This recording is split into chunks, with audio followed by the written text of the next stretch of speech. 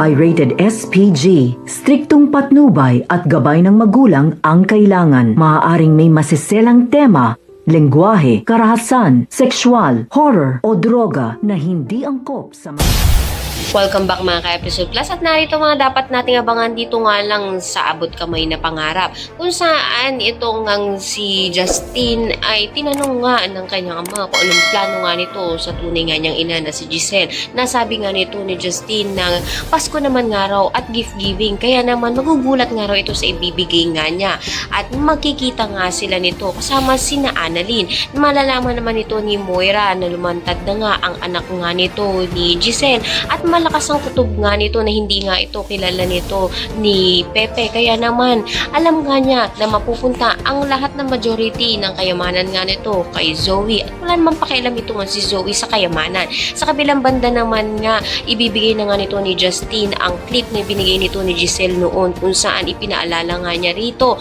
na nagpakilala nga dati ito sa kanya bilang Tita Giselle. Mahihirapan nga ito nga si Giselle upang makuha nga muli ang loob nga ng kanyang anak dahil na nga rin sa sama na nararamdaman nga nito sa kanya. Kaya naman pakatutukan pa natin ang mga susunod na kabanata. Maraming salamat sa inyo.